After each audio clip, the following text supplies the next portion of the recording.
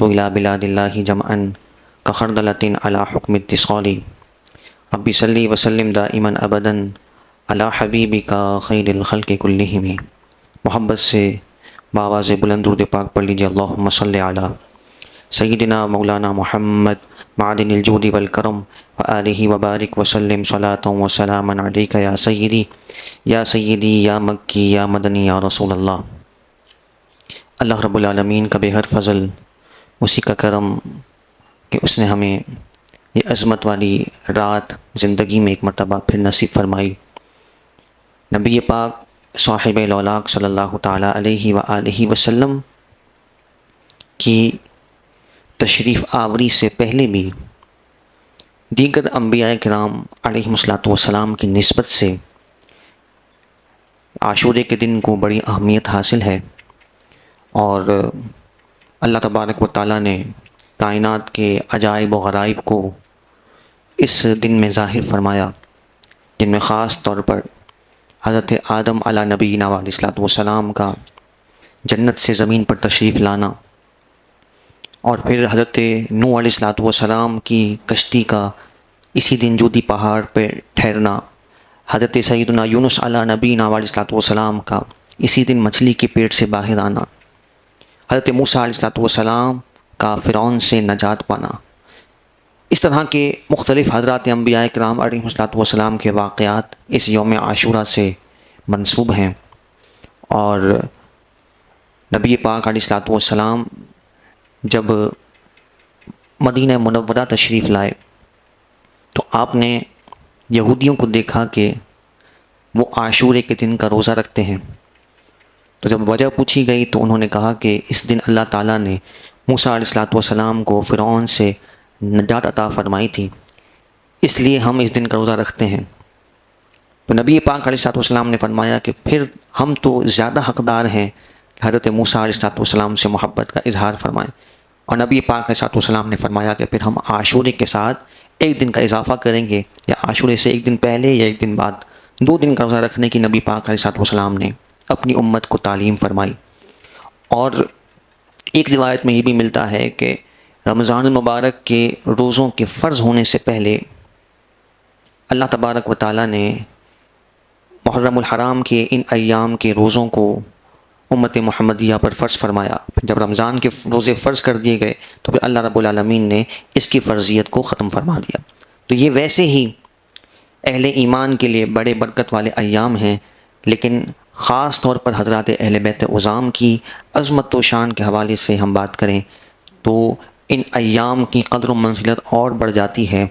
اور ہمیں ان صلحاء، ان اکابرین، ان مجاہدین اور ان نبی پاک علیہ السلام کے قرابت داروں کے ان خاص طور پر نسبت والے ایام میں ان کے عظیم مشن کی گویا کہ یاد دہانی کرائی جاتی ہے، ان کی عظیم قربانیوں کی گویا کہ تجدید کروائی جاتی ہے کہ اللہ تبارک و تعالیٰ نے ان کے ذریعے سے کس خوبصورتی کے ساتھ شجر اسلام کی آبیاری فرمائی۔ ایک بات میں آپ کو آغاز میں ضرور ذہن نشین کروں کہ جتنے بھی اسلام کی ترویج و اشاعت کرنے والے اللہ تعالیٰ کے مقربین و صالحین ہیں، اپنی جان کو اسلام کے لیے پیش کرنا ان کے لیے کوئی بڑی بات نہیں۔ آغاز میں اس بات کو آپ ذہن نشین رکھیں، ان کے لیے جان کا نذرانہ پیش کرنا، اپنے آپ کو اسلام کی سربلندی کے لیے، دین کے لیے پیش کرنا، یہ ان کے لیے کوئی مسئلہ ہی نہیں ہے۔ یعنی شہادت تو ان کا مقصود و مطلوب ہے، اور صرف یہ نہیں کہ ہماری طرح صرف دعاؤں کی حد تک یا زبانی نعروں کی حد تک ہو، بلکہ ان کا مشن اور مقصد زندگی ہی شہادت ہے۔ ساری زندگی ہر لمحے شہادت کی دعا کرنا، اس کے لیے تگودو کرنا، اپنے آپ کو پیش کرنا۔ خود امام علی مقام امام حسین رضی اللہ تعالیٰ عنہ کی اگر ہم بات کریں تو آپ صرف واقعہ کربلا میں نہیں بلکہ اس سے پہلے بھی خلفائے راشدین کے زمانے میں جو جنگیں لڑی جاتی رہیں، آپ عملی طور پر اس میں باقاعدہ ان جنگوں کا حصہ رہے۔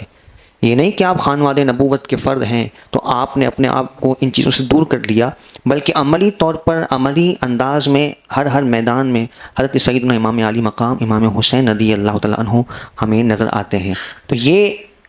ذہن نشین رہے کہ شہادت اور اللہ کی راہ میں اپنے آپ کو قربان کرنا اور اپنے آپ کو اسلام کے لیے پیش کرنا، یہ تو اس خانوادے کا وتیرہ اور سبق ہے، اور انہوں نے گویا کہ قیامت تک کے لیے تمام انسانیت کو یہ تعلیم فرمائی ہے کہ اگر کوئی شخص اسلام کے لیے اپنے آپ کو اگر اہم سمجھتا ہے، اگر اسے اسلام کے مقابلے میں اپنی زندگی معزز لگتی ہے، اپنا مال و اسباب معزز لگتا ہے، یا اپنے کام کاج اسے معزز لگتے ہیں، تو سب سے بڑھ کر اگر کسی کی جان قیمتی ہے تو وہ نواز رسول صلی اللہ تعالیٰ علیہ وآلہ وسلم کی ہے، خانوادہ رسول صلی اللہ تعالیٰ علیہ وآلہ وسلم کی ہے، اور وہ ہر طریقے سے جان و مال کے ذریعے سے، اپنے کنبے قبیلے کے ذریعے سے، اپنے مال و اسباب کے ذریعے سے، ہر طرح سے دین کی آبیاری کے لیے، دین کی سربلندی کے لیے پیش ہیں، تو پھر کسی کے لیے کوئی عذر اور بہانہ باقی نہیں رہتا کہ وہ اسلام کی سربلندی کے لیے کوئی ہیلہ یا کوئی عذر پیش کر سکے۔ گزشتہ 2 دنوں میں ہم نے مجموعی طور پہ حضرات اہل بیت عظام کے فضائل کو سماعت کیا، اور کل کی نشست میں ہم نے خاص طور پہ حضرات حسنین کریمین رضوان اللہ تعالیٰ علیہم اجمعین کی شان و عظمت کو بیان کیا، اور چونکہ آج رات خاص طور پر حضرت امام علی مقام امام حسین سے نسبت کی ہے۔ اور ایک اور بات میں آپ کو عرض کروں کہ ہم تو اہل محبت ہیں، اور ہمیں اس بات پر فخر اور اعزاز ہے کہ اگر کسی اللہ تعالیٰ کے ایک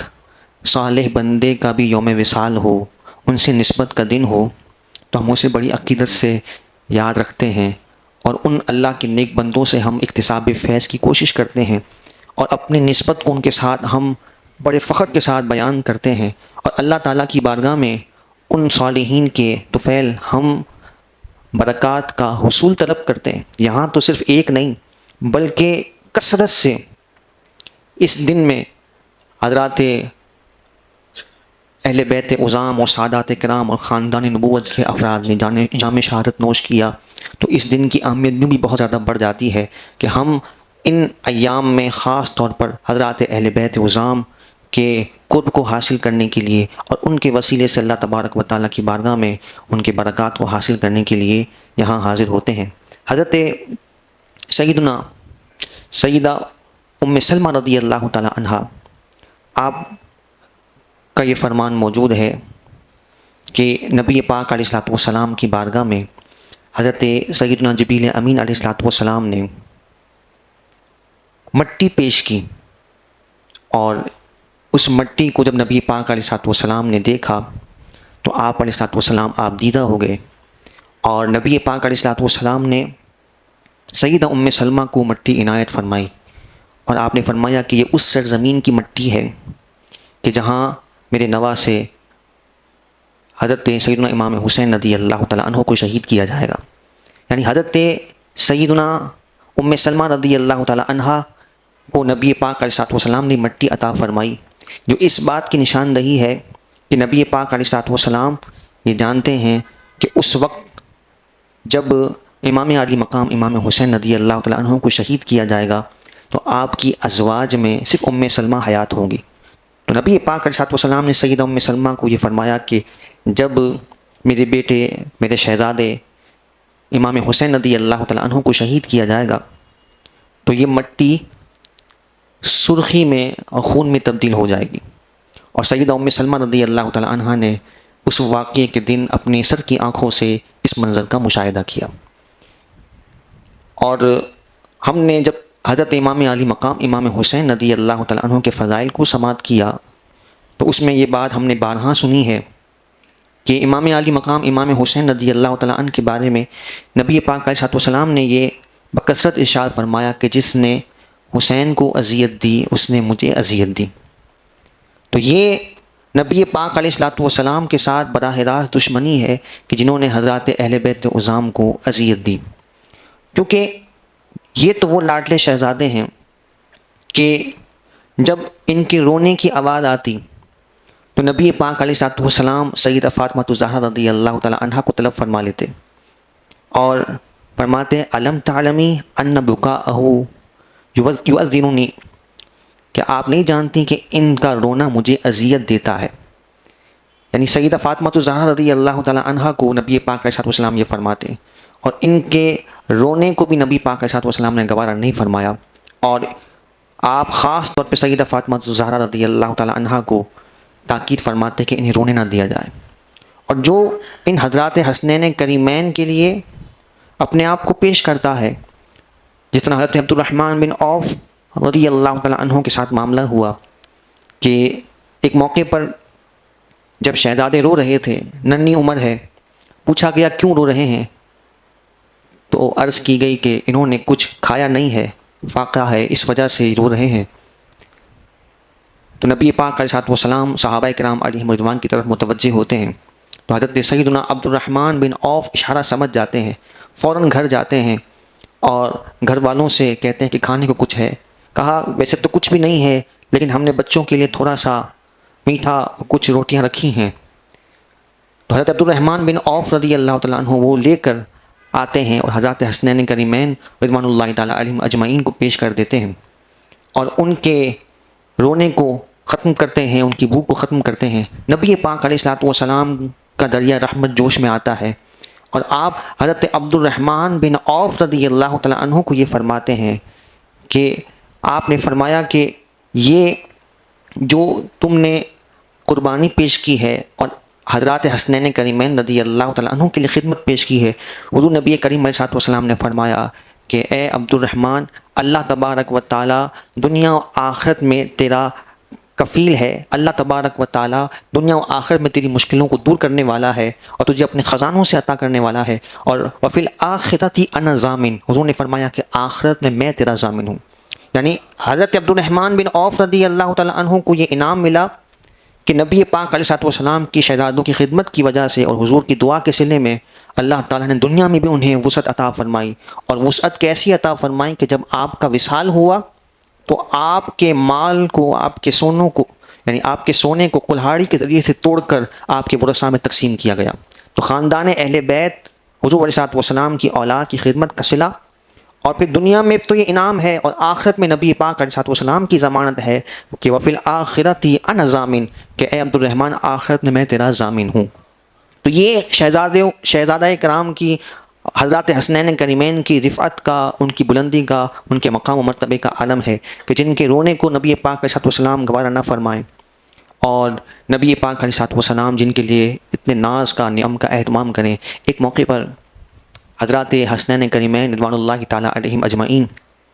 آپس میں کشتی لڑ رہے ہیں، بچپنے کی عمر ہے، اور یہ اگر دوسرے زاویے سے ہم دیکھیں تو اس کو آپ جنگی تربیت بھی کہہ سکتے ہیں، کہ چھوٹے بچوں میں جو خاص طور پر نبی پاک علیہ السلام کی تعلیمات ہیں کہ انہیں نیزہ بازی سکھائی جائے، گھوڑ سواری سکھائی جائے، کشتی لڑنا سکھایا جائے۔ حضرات حسنین کریمین کشتی لڑ رہے ہیں، اور نبی پاک علیہ السلام دونوں کی اس کشتی کو دیکھ کر مسکرا رہے ہیں، اور بار بار آپ علیہ السلام یہ کلمات کہہ رہے ہیں کہ اے حسن، حسین کو یہاں سے پکڑو، اسے یوں پکڑو، اور اس کو اس طرح سے اس کو روکو۔ تو سیدہ فاطمہ الزہرا رضی اللہ تعالیٰ عنہا اس منظر کو دیکھ رہی ہیں اور عرض کرتی ہیں یا رسول اللہ، حسین تو چھوٹے ہیں، ان کی تائید تو زیادہ بنتی ہے، ان کی حمایت تو زیادہ بنتی ہے، آپ بار بار حسن کی طرفداری فرما رہے ہیں اور ان کی حمایت کر رہے ہیں، حسین کے بارے میں آپ کیوں نہیں کہتے؟ تو سیدہ کائنات کو نبی پاک علیہ السلام ارشاد فرماتے ہیں کہ اے بیٹی، کیا تم نہیں دیکھتے کہ فرشتہ موجود ہے جو حسین کی تائید کر رہا ہے اور حسین کی حفاظت کر رہا ہے؟ یعنی بچپن کی کشتی ہے جس کو آپ کھیل کہہ لیں یا بچوں کا آپس میں ایک دوسرے کے ساتھ مشق کرنا کہہ لیں، لیکن اس موقع پر بھی فرشتوں کی تائید ان حضرات اہل بیت عظام کے ساتھ ہے۔ یہ اس خاندان کی شان اور پہچان ہے، ان کا وقار ہے جو نبی پاک علیہ السلام نے بیان فرمایا۔ کل بھی میں نے یہ بات عرض کی کہ یہ احوال خاندان نبوت کے تمام افراد کو فرداً فرداً پتہ ہے۔ حضرت علی مرتضیٰ کرم اللہ تعالیٰ وجہ الکریم البدایہ والنہایہ میں بھی حافظ ابن کثیر نے اس کو لکھا کہ وہ ایک سفر میں ہیں اور لوگوں سے پوچھتے ہیں کہ یہ کون سی جگہ ہے۔ جب اس جگہ کی لوکیشن سمجھائی گئی، بتائی گئی، تو حضرت علی مرتضیٰ کرم اللہ تعالیٰ وجہ الکریم فرماتے ہیں کہ یہ وہی جگہ ہے کہ جہاں میرے شہزادے کو شہید کیا جائے گا، امام علی مقام کو شہید کیا جائے گا۔ تو سارے احوال سب کو پتہ ہے، خود سیدہ کائنات سیدہ خاتون جنت رضی اللہ تعالیٰ عنہا کو بھی پتہ ہے، نبی پاک علیہ السلام کو بھی پتہ ہے، اور یہ سارے مستجاب الدعوات ہیں۔ لیکن کسی نے بھی کسی لمحے بھی اس آزمائش کے ٹل جانے کی دعا نہیں کی، بلکہ اس آزمائش پر وہ ثابت قدمی رہنے کی دعائیں کرتے رہے اور اللہ تبارک و تعالیٰ کی دین کی سربلندی کے لیے اپنے آپ کو پیش کرتے رہے۔ یہی بات میں نے آغاز میں عرض کی کہ شہادت پیش کرنا اس خاندان کے لیے کوئی بڑی بات نہیں ہے۔ خود حضرت امام حسن مجتبیٰ رضی اللہ تعالیٰ عنہ کو جب زہر دیا گیا تو اس وقت جب آپ کی تکلیف انتہائی بڑھ گئی تو اس وقت امام علی مقام امام حسین رضی اللہ تعالیٰ عنہ جو اپنے بڑے بھائی کو تسلی دے رہے ہیں، وہ الفاظ آپ سنیں بندے کی روح کانپ جاتی ہے، جو چھوٹے بھائی حضرت امام حسن مجتبیٰ کو کہہ رہے ہیں، امام علی مقام امام حسین کو کہہ رہے ہیں، اور اس درد کی کیفیت میں تکلیف میں انہیں دلاسا یوں دیتے ہیں کہ اے بھائی جان آپ تو بڑے خوش نصیب ہیں کہ اب آپ کی روح پرفطور تو نبی پاک علیہ الصلوۃ والسلام سے جا کر ملاقات کرے گی، امی جان سیدہ خاتون جنت رضی اللہ تعالیٰ عنہا سے ملاقات کرے گی، اور حضرت علی المرتضیٰ بابا جان سے جا کر آپ کی روح مبارک ملاقات کرے۔ تو اس طرح سے جب تسلی دیتے ہیں تو حضرت امام حسن مجتبیٰ رضی اللہ تعالیٰ عنہ کو وقار آ جاتا ہے، قرار آ جاتا ہے، اور پھر آپ کی روح جو ہے وہ پرواز کر جاتی ہے۔ تو دنیا سے جانا یا شہادت کو گلے لگانا یہ تو کوئی مسئلہ ہی نہیں ہے۔ اور یہ بھی آپ دیکھیں کہ الیاذ باللہ ثم الیاذ باللہ، ان صلحاء، ان اللہ تعالیٰ کے مقربین خانوادہ نبوت کے افراد کی تکلیف کو اگر کوئی معاذ اللہ ثم معاذ اللہ دیکھ کر یہ نتیجہ نکالے کہ اللہ تعالیٰ کے اگر مقرب ہوتے تو تکلیف میں کیسے مبتلا ہوتے، تو یہ بالکل جاہلانہ نتیجہ ہے۔ اس لیے کہ حضرت سیدنا یحییٰ علیہ الصلوۃ والسلام، حضرت سیدنا یونس علیہ الصلوۃ والسلام، دیگر انبیاء کے احوال آپ پڑھیں، جو انبیاء ان کفار کے ہاتھوں شہید ہوئے، جن انبیاء کا مذاق اڑایا گیا۔ نبی کی شان کتنی بلند و بالا ہے، لیکن یہ مشن اتنا عظیم ہے کہ اسلام کی سربلندی کے لیے، اللہ کے پیغام کی ترویج کے لیے حضرات انبیاء کرام نے اپنی جانوں کو پیش کیا۔ تو اس راہ میں جان پیش کرنا یا قربانی دینا یہ تو بڑے اعزاز کی بات ہے۔ اور اس کو اگر ہم دوسرے الفاظ میں سمجھیں تو ہم جب قربانی دیتے ہیں عید الاضحیٰ میں، تو ہم جانور وہ تلاش کرتے ہیں جو بے عیب ہو۔ عیب دار جانور اللہ تعالیٰ کی بارگاہ میں قبول نہیں ہوتا۔ تو وہ شخصیات جو اسلام کی سربلندی کے لیے پیش ہوں تو پھر ان کا وقار بھی انتہائی بلند و بالا ہوتا ہے، اور اللہ کی بارگاہ میں جو مقبولیت کا درجہ پاتے ہیں انہیں ہی اللہ تبارک و تعالیٰ یہ شرط دیتا ہے کہ انہیں اپنے دین کی سربلندی کے لیے قبول فرماتا ہے۔ تو یہ حضرات انبیاء کی شان ہے، صلحاء کی شان ہے، صحابہ و اہل بیت کی شان ہے کہ جن کی مبارک نفوس اور ان کے مبارک خون کے قطرات کو اللہ تبارک و تعالیٰ نے شجر اسلام کی آبیاری کے لیے قبول فرمایا۔ حضرت سیدنا امام علی مقام امام حسین رضی اللہ تعالیٰ عنہ، آپ اسلام کے مجاہد بھی ہیں، اور نجی زندگی میں جیسا کہ کچھ ہم نے کل بھی سماعت کیا کہ عبادت و ریاضت بھی آپ کا وتیرہ ہے، آپ کی پہچان ہے، یعنی عبادت و ریاضت سے بھی کبھی آپ نے اپنے آپ کو دور نہیں کیا۔ یعنی آپ حضرت امام علی مقام امام حسین رضی اللہ تعالیٰ عنہ کی زندگی کو دیکھیں تو آپ ہر وقت اللہ تعالیٰ کی یاد میں، زہد و تقویٰ میں، عبادت میں، صدقہ و خیرات میں، لوگوں کی خدمت میں مشغول ہیں۔ یہی آپ کی زندگی کا مقصد ہے۔ اور یہاں تک بھی ابن عساکر نے لکھا کہ ما ترک صلاۃ لیلہ حتی یوم استشہد، جس دن آپ کو شہید کیا گیا اس دن بھی آپ نے رات میں قیام کرنا ترک نہیں فرمایا۔ یعنی ساری زندگی رات میں قیام کرنا اور عبادت کرنا، نماز تہجد پڑھنا، یہ آپ کی زندگی کا ایسا حصہ ہے کہ ساری زندگی آپ کی یہ پہچان رہی۔ کان من سعادات الزہداء و ائمۃ العباد، کثرت سے عبادت کرنا یہ آپ کی پہچان ہے، اور پھر روزے رکھنا یہ بھی آپ کی پہچان۔ اور حضرت امام علی مقام امام حسین رضی اللہ تعالیٰ عنہ کا ایک خوبصورت وصف یہ بھی ہے کہ درگزر کرنا، معاف کرنا، بڑے بڑے دشمنوں کو آپ نے بڑی گویا کہ خندہ پیشانی کے ساتھ معاف کیا، درگزر کیا۔ یہ آپ کی شخصیت کے نرالے پہلو ہیں اور نمایاں پہلو ہیں۔ اب آپ اس منظرنامے کو ذرا ذہن میں داخل کرنے کی کوشش کریں کہ جس وقت حضرت امام علی مقام امام حسین رضی اللہ تعالیٰ عنہ سے بیعت کا مطالبہ کیا گیا، بظاہر اگر سطحی طور پر تبصرہ کیا جائے تو تبصرہ کرنے والوں نے تبصرے کیے، اور انہوں نے ان قربانیوں کو نظر انداز کر کے صرف اپنی محدود معلومات کو دخل دیتے ہوئے ان حضرات کے بارے میں نازیبہ کلمات بھی کہے کہ اگر بیعت کر لیتے تو کیا ہوتا معاذ اللہ۔ لیکن حقیقت حال یہ ہے جو حضرت امام علی مقام امام حسین رضی اللہ تعالیٰ عنہ کے الفاظ ہیں، اور تقریباً تمام مورخین نے یہ الفاظ لکھے، اور یہ الفاظ ایسے ہیں کہ دل پر نقش ہو جانے چاہیے، کہ جو امام علی مقام نے کہے تھے کہ مثلی لا یبایع مثلہ، کہ میرے جیسا اس جیسے کی بیعت نہیں کر سکتا. یعنی آپ نے یہ نہیں کہا کہ میں یزید کی بیعت نہیں کروں گا، آپ نے کہا کہ میرے جیسا شخص اس جیسے کی بیعت نہیں کر سکتا. یعنی جس کا یہ وقار ہو، جس کو اسلام نے ایسی عزت دی ہو، اور جس کے ساتھ اتنی ساری نسبتیں ہوں، نبی پاک علیہ الصلوۃ والسلام کی قرابت ہو، اور جس کے ذمے یہ اعزاز ہو کہ لوگ اس کے اشاروں پر فیصلہ کرنے کو تیار ہوں اور اقدام اٹھانے کو تیار ہوں، تو پھر ایسے شخص کو یہ زیب نہیں دے سکتا کہ وہ کسی فاسق و فاجر کے ہاتھ میں ہاتھ دے دے اور اس کی اطاعت کو قبول کر لے. اور آپ اگر دوسرے زاویے سے بھی دیکھیں اس کو، اگر ریاستی اور خلافتی امور سے بھی آپ اس کو دیکھیں، تو یہ پہلا موقع ہے، یہ پہلا موقع ہے کہ اسلام کے خلاف ریاستی سطح پر اتنا بڑا اقدام ہو رہا ہے. یعنی اس سے پہلے تو آپ دیکھیں کہ مسلمانوں کے درمیان کچھ غلط فہمیوں کے بنا پر اندرونی خلفشار تو رہا، لیکن یہ پہلا موقع ہے کہ ریاستی سطح پر ایک حاکم بدبخت ہو کر اور بے باک ہو کر اسلام کی حدود کو پامال کر رہا ہے. اور وہ جو آپ کے الفاظ ہیں وہ اس کے خلاف کھڑے ہونے کے لیے کی ایک بنیادی دلیل اور وجہ ہے جو آپ نے خود ارشاد فرمائے. تو یوں آپ اگر تاریخی اعتبار سے دیکھیں، ریاستی قیام کے اعتبار سے دیکھیں اور ایک اسٹیٹ کے اعتبار سے دیکھیں، تو یہ پہلا موقع ہے کہ کوئی برسر اقتدار آ کر وہ کھلے عام اسلام کا مذاق اڑا رہا ہے اور اسلام کے اصولوں کو چیلنج کر رہا ہے. اور حضرت امام علی مقام امام حسین رضی اللہ تعالیٰ عنہ نے کیا فرمایا تھا؟ آپ کے خطبے کے الفاظ ہیں. حضرت امام علی مقام فرماتے ہیں، یا ایھا الناس، اے لوگو، ان رسول اللہ صلی اللہ علیہ وسلم قال، نبی پاک علیہ السلام نے یہ ارشاد فرمایا،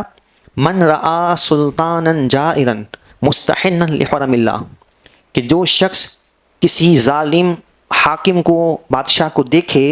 کہ جو اللہ تعالیٰ کی حرمتوں کو پامال کر رہا ہے، اللہ تعالیٰ کی حرام کردہ چیزوں کو حلال ٹھہرا رہا. یہ ہے وجہ اصل کہ حضرت امام علی مقام کیوں کھڑے ہوئے.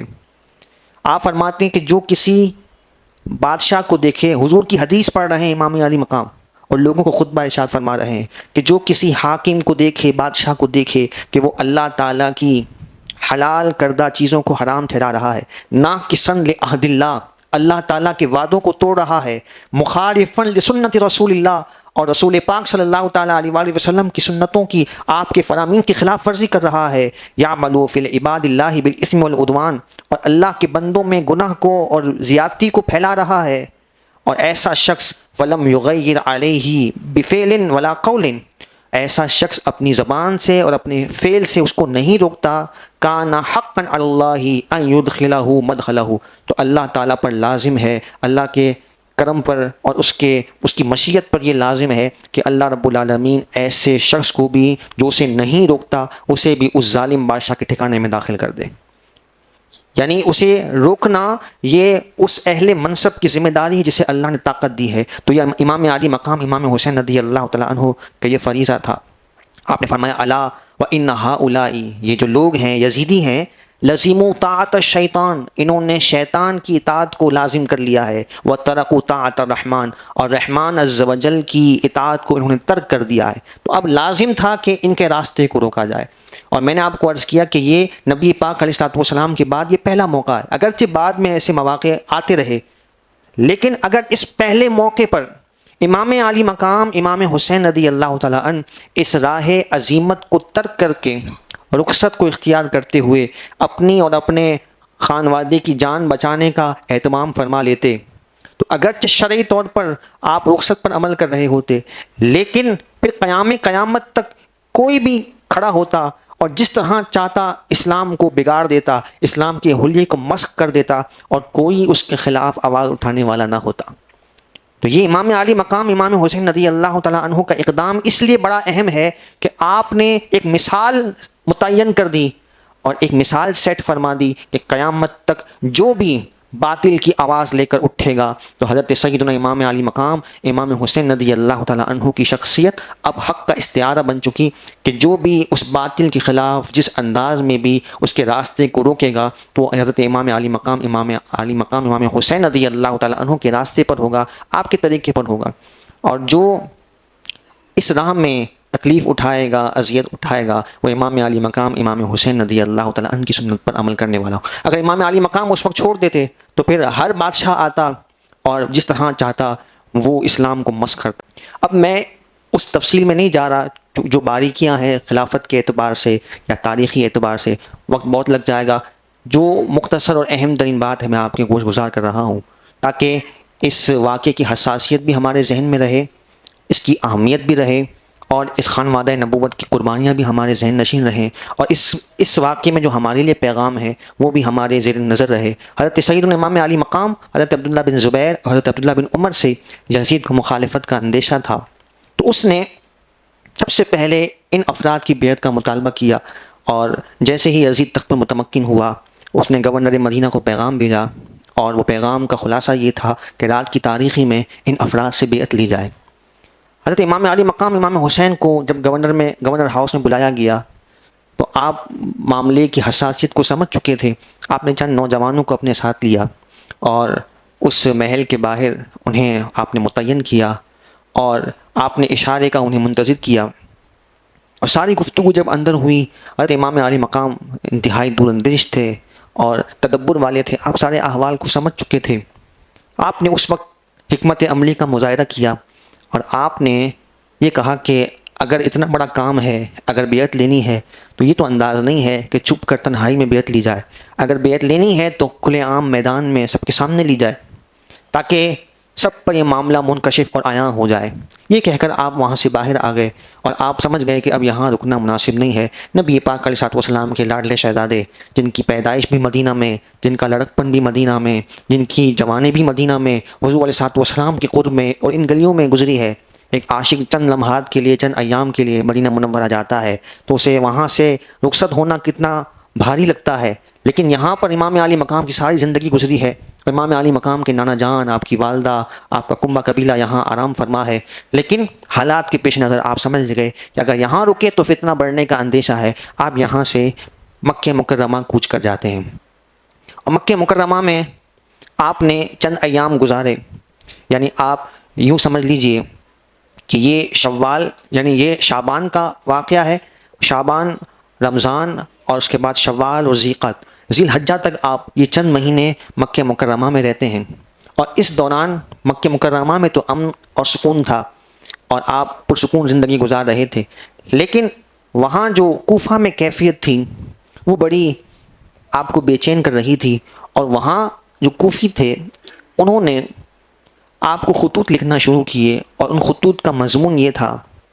کہ یزید ہمیں گناہوں پر ابھار رہا ہے، آپ ہمیں اس کے شر سے بچائیے۔ یزید ہمیں اللہ کی نافرمانی پر اکساتا ہے، آپ جو ہے ہمیں اس کے شر سے بچائیے۔ لیکن کوفہ والوں کا ماضی ایسا گزرا تھا کہ ان پر بھروسہ کرنا یہ آسان نہیں تھا، اور ان کی فطرت میں بددیانتی ایسی تھی کہ حضرت سیدنا علی المرتضیٰ کرم اللہ تعالی وجہہ الکریم اور امام حسن مجتبیٰ دونوں احباب کو ان کوفیوں سے بڑی گہری زچ پہنچی تھی، تو امام علی مقام بھی اور دیگر افراد بھی ان کوفیوں کی طبیعت سے، ان کی کیفیت سے واقف تھے، تو ان پر بھروسہ کرنا جو ہے وہ آسان نہیں تھا۔ لیکن خطوط کا سلسلہ بڑھتا چلا گیا، اور اب جو ہے ان خطوط کی جو زبان تھی وہ اور شدت پکڑ گئی، اور اب مضمون یہ بنتا چلا گیا کہ اگر آپ نے ہماری حمایت نہیں کی اور آپ یہاں نہ آئے تاکہ ہم آپ کا بازو بن کر ان کے خلاف کھڑے ہو سکیں، ان یزیدوں کے خلاف، تو ہم کل بروز قیامت اللہ تبارک و تعالیٰ کی بارگاہ میں آپ کی شکایت کریں گے کہ ہم نے تو نواس رسول کو بلایا تھا تاکہ وہ ہماری حمایت کریں، ہم تو کمزور تھے، ہم تو مجبور تھے، نہ ہمارے پاس طاقت تھی، نہ ہمارے پاس کوئی منصب تھا، جو منصب والے تھے ہم نے انہیں طلب کیا، وہ نہ آئے، اب ہم کیا کر سکتے ہیں۔ اب جب خطوں کا مضمون اس طرح بدلنے لگا تو امام علی مقام امام حسین رضی اللہ تعالیٰ عنہ ان کی طبیعتوں سے واقف تھے، لیکن پھر بھی اتمام حجت کے لیے آپ نے کوفہ جانے کا ارادہ فرمایا۔ مختصراً یہ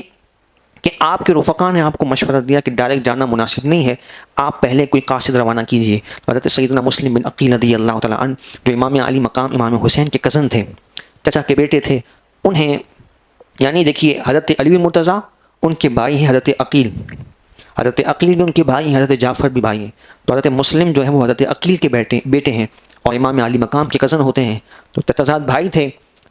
امام علی مقام نے انہیں روانہ کیا، اور یہ بھی بڑے شاندار حسن و جمال والے اور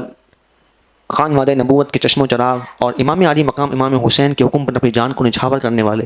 تو امام علی مقام کے حکم پر حضرت مسلم بن عقیل آپ جو ہے وہ تشریف لے جاتے ہیں کوفہ، اور وہاں جب پہنچے تو پہلے ہی دن 18,000 افراد نے حضرت امام مسلم بن عقیل کے ہاتھ پر بیعت کر لی کہ ہم آپ کو امام علی مقام امام حسین رضی اللہ تعالیٰ عنہ کا نمائندہ سمجھ کر آپ کے ہاتھ پر ان کی بیعت کرتے ہیں۔ جب امام علی مقام آئیں گے تو ہم ہر طریقے سے اپنی جان مال اولاد کے ذریعے سے جس طرح آپ چاہیں گے، جس طرح آپ حکم فرمائیں گے، ویسے ہم اپنے آپ کو پیش کرنے کے لیے تیار۔ یہ ان کوفیوں کے جذبات اور رویے تھے۔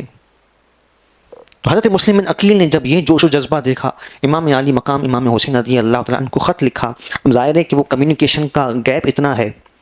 کہ آپ نے یہاں خط روانہ کیا کہ یہاں حالات بالکل سازگار ہیں اور آپ سے محبت کرنے والے کثرت سے موجود ہیں اور ہر طریقے سے اپنی جان نچھاور آپ پر کرنے کے لیے تیار ہیں۔ امام علی مقام نے جب یہ خط پڑھا، اب یہ بات یہاں پر اس لیے اہم ہے کہ یہاں امام علی مقام نے جیسے ہی خط موصول ہوا، آپ نے مکہ مکرمہ چھوڑ کر کوفہ جانے کا ارادہ کیا، اور آپ نے یہ فیصلہ کیا کہ جب حالات اتنے موافق ہیں تو پھر تاخیر کرنے کی کوئی گنجائش نہیں۔ حالانکہ تقریباً 2 یا 3 ذی الحجہ ہو چکی ہے اور حج قریب ہے، اور یہ وہ امام علی مقام امام حسین ہیں جنہوں نے 25 حج پیدل فرمائے ہیں۔ مدینہ سے مکہ پیدل آپ آیا کرتے تھے، اور پوچھنے والے جب پوچھتے کہ آپ پیدل کیوں جاتے ہیں تو آپ فرمایا کرتے تھے کہ اللہ کی بارگاہ میں مجھے سواری پر جاتے ہوئے حیا آتی ہے۔ اس طریقے سے آپ کا حج کا ذوق تھا، عبادت کا انداز تھا۔ لیکن اب عین حج کے ایام ہے، ساری دنیا سے لوگ حج کی ادائیگی کے لیے آ رہے ہیں، اور امام علی مقام امام حسین دین کی آبیاری اور دین کی حفاظت کی نیت سے غرض سے آپ کوفہ جا رہے ہیں۔ تو ابھی بھی غور طلب بات یہ ہے، یہاں پر اس نقطے پر سمجھنا ضروری ہے کہ یہاں پر بھی جب امام علی مقام رخصت ہوتے ہیں مکہ مکرمہ کو چھوڑ کر، تو اس وقت آپ کا کوئی جنگ کا ارادہ نہیں ہے، کوئی جنگی ساز و سامان آپ کے پاس ایسا نہیں ہے جسے ہم باقاعدہ آلات حرب کہیں، یا جو مقابلے کے لیے باقاعدہ انداز ہوتا ہے، جو روٹین کا ساز و سامان ہے جو حفاظت کے لیے قافلے میں رکھے جاتے ہیں، تلواریں ہیں، نیزیں ہیں، تیر ہیں۔ اور سب سے بڑی بات یہ ہے کہ خواتین کثیر تعداد میں موجود ہیں، تو اگر باقاعدہ جنگ کا لشکر کشی کا ارادہ ہو تو اس انداز سے نہیں جایا جاتا۔ یہ ان لوگوں کے لیے پیغام ہے اس پورے منظرنامے کو اگر ہم سمجھیں کہ اس وقت جو مکے و مدینے میں امام علی مقام امام حسین کے چاہنے والے جتنے بھی صحابہ کرام علیہم رضوان کی اولادیں تھیں اور جتنے بھی اہل اسلام تھے، ایک جمع غفیر تھا، وہ کیوں امام علی مقام کے ساتھ نہیں آئے؟ اس لیے کہ امام علی مقام ابھی آپ کا مقابلے کا ارادہ ہی نہیں ہے، آپ تو صرف اس لیے جا رہے ہیں کہ وہاں پر آپ کے چاہنے والے موجود ہیں۔ حضرت سیدنا مسلم بن عقیل رضی اللہ تعالیٰ عنہ نے تائید بھی کر دی ہے، تصدیق بھی کر دی ہے، اور اب جو ہے وہ ان کے ساتھ مل کر جو بھی آگے کا لائے عمل ہے اس کو طے کریں گے۔ ابھی آپ کا غرض اور مقصد کوئی ایسا نہیں ہے کہ جا کر راستے میں کہیں مقابلہ کرنا ہے، ورنہ خواتین کو بچوں کو ساتھ نہ لیا جاتا، اور ساتھ و سامان بھی بڑا محدود ہے جو جنگ کے لیے ناکافی ہے۔ تو اتنے مختصر افراد ہیں، ان کے ساتھ کوئی اتنے بڑے جنگی مقصد کے لیے منصوبے کے لیے نہیں جایا جا سکتا۔ اس بات کو اس پورے منظرنامے کے تناظر میں سمجھنا ضروری ہے۔ امام علی مقام امام حسین رضی اللہ تعالیٰ عنہ آپ کوفہ کی طرف بڑھتے ہیں، اور راستے میں جب کوفہ کے قریب آپ پہنچے تو آپ کو اطلاع ملی کہ اب حالات جو ہے وہ بدل چکے ہیں، اور حضرت سیدنا مسلم بن عقیل رضی اللہ تعالیٰ عنہ ان کی حمایت کرنے والے ہانی بن عروہ جو وہیں کوفہ کے رہنے والے تھے، وہ اور دیگر جو اہل بیت سے محبت کرنے والے ہیں ان کو شہید کر دیا گیا۔ اور حالات نے پلٹا یوں کھایا کہ وہاں جو گورنر کوفہ تھے نعمان بن بشیر، وہ اہل بیت سے محبت کرنے والے تھے، اور یزید کو جب پتہ لگا کہ یہ معاملات ہیں تو اس نے وہاں ابن زیاد کو مسلط کیا، جو کہ انتہائی بدبخت فاسق و فاجر تھا اور یزید کا ہم خیال تھا۔ تو نعمان بن بشیر کو جب معزول کیا گیا تو ابن زیاد نے آتے ہی خون خرابہ شروع کر دیا، اور امام علی مقام امام حسین رضی اللہ تعالیٰ عنہ نے جا بجا مختلف مقامات پر خطبات ارشاد فرمائے۔ وہ خطبات بھی تاریخ کے اوراق کا حصہ ہیں، اور جو اس لشکر میں اہل ایمان موجود رہے، جو خواتین موجود رہیں، خاص طور پر حضرت امام زین العابدین رضی اللہ تعالیٰ عنہ، ان کے ذریعے سے جو آپ کے خطبات کے مضامین امت تک پہنچے، ان کا خلاصہ اگر میں آپ کو عرض کروں مختصراً تو وہ یہ ہے کہ آپ نے بارہاں انہیں اپنے مقام و مرتبے کو ظاہر فرمایا۔ آپ نے یہ ارشاد فرمایا کہ میں نبی پاک علیہ السلام کا نواسہ ہوں، آپ نے یہ ارشاد فرمایا کہ میں سیدہ خاتون جنت کا لخت جگر ہوں، حضرت علی المرتضیٰ کا بیٹا ہوں، حضرت سیدنا حمزہ رضی اللہ تعالیٰ عنہ میرے والد کے چچا جان ہیں، اور آپ نے ساری نسبتوں قرابت کو ذکر کیا۔ تو سوال یہ ہے کہ کیا ان کو نہیں پتہ تھا کہ یہ کون ہیں؟ آپ سوچئے کہ حضرات اہل بیت کا اہل ایمان کے تقاضوں میں کتنا رتبہ اور مقام ہے کہ اگر نام آ جائے تو جو ایمان کی حلاوت دل میں رکھنے والے ہیں وہ حضرات اہل بیت کے لیے اپنے دلوں کو جھکا دیتے ہیں۔ محبت کا انداز اہل ایمان کا تو ایسا ہی ہے اور ہونا بھی چاہیے۔ اور وہاں یہ ہے کہ مقابلے میں وہ تلواریں لے کر، تیر لے کر، نیزے لے کر کھڑے ہو گئے۔ یہ کیا وجہ بن گئی کہ اتنا ان پر دنیا کے حرص و لالچ نے حملہ کیا کہ وہ حضرت امام عالی مقام کے سامنے جانتے بوجھتے کہ یہ نواسہ رسول ہیں، نبی پاک علیہ السلام کے خانوادے سے تعلق ہے، حضور علیہ السلام کی آپ پر اتنی شفقتیں ہیں، اتنے ناز و نعم سے حضور علیہ السلام نے آپ کی تربیت فرمائی ہے اور اتنے آپ کے فضائل و شانوں کو بیان کیا، یہ ساری باتیں انہیں پتہ ہیں، لیکن پھر بھی وہ دنیا کی حرص میں اور لالچ میں ایسے اندھے اور دت ہوئے ہیں۔ یہاں پر میں حضرت سلطان باہو رحمۃ اللہ تعالیٰ علیہ کی بات کوٹ کروں گا کہ آپ یہ فرماتے ہیں کہ یزید صرف وہ نہیں ہے کہ جو رسوائی کے ساتھ ہلاک ہوا، یزید انسان کے وجود کے اندر موجود ہے۔ امام حسین رضی اللہ تعالیٰ عنہ کے مشن کی بات کرتے ہیں سلطان باہو رحمۃ اللہ تعالیٰ علیہ، آپ فرماتے ہیں کہ ہر انسان کے وجود کے اندر بھی ایک یزید بیٹھا ہے کہ جو شریعت کے، اسلام کے آگے کھڑا ہوا ہے اور وہ اسلام پر عمل پیرا ہونے سے، شریعت پر گامزن ہونے سے اسے مختلف انداز سے، مختلف جہتوں سے روکتا ہے۔ تو آپ فرماتے ہیں کہ صرف امام عالی مقام سے محبت یہ نہیں ہے کہ ان کا ذکر کر کے، غم کا اظہار کر کے یا غم کو دل میں پیدا کر کے وہ انسان ان ایام کو گزار دے، بلکہ امام عالی مقام امام حسین کی شخصیت کا پیغام یہ ہے کہ اپنے اندر جو یزید بیٹھا ہے، جو ہمیں اسلام پر عمل کرنے سے روکتا ہے، اسلام کے اوپر، شریعت پر اپنے آپ کو، گویا کہ شریعت کو اپنے اوپر نافذ کرنے سے روکتا ہے، تو اس یزید کے اس بت کو پاش کرنا یہ بھی حسینیت ہے، یہ بھی امام عالی مقام امام حسین کا کردار ہے۔ اور پھر اللہ کی زمین پر اللہ کے نظام کو نافذ کرنے میں جو رکاوٹ پیدا کرنے والا ہے وہ بھی وقت کا یزید ہے۔ تو حسینیت یہی ہے کہ اگر اسلام کے نفاذ میں کوئی رکاوٹ بن رہا ہے تو جتنی اس کی آواز ہے اس آواز کو وہ پہنچائے اور اسلام کے نفاذ کے لیے وہ کوشش کرے۔ اگر انسان اپنے وجود پر اسلام کو نافذ کرنے میں کامیاب نہ ہو تو پھر اپنے گرد و نواح میں وہ کیسے کرے گا؟ اپنے گرد و نواح میں جب کامیاب نہیں ہوگا تو ایک ریاستی سطح پر انقلاب اور بہتری کیسے واقع ہوگی؟ تو یہ پیغام جو ہے امام علی مقام امام حسین کا، اگر ہم سمجھ جائیں، جو واقعہ کربلا کا ہے، جو آپ کے الفاظ تھے مثلی لا یبایع مثلہ، کہ میرے جیسا اس جیسی کی بیعت نہیں کر سکتا، تو اگر ہم امام علی مقام امام حسین کے نقش قدم پر چلنے والے ہیں تو ان کا پیغام یہی ہے کہ اپنے آپ کو بھی،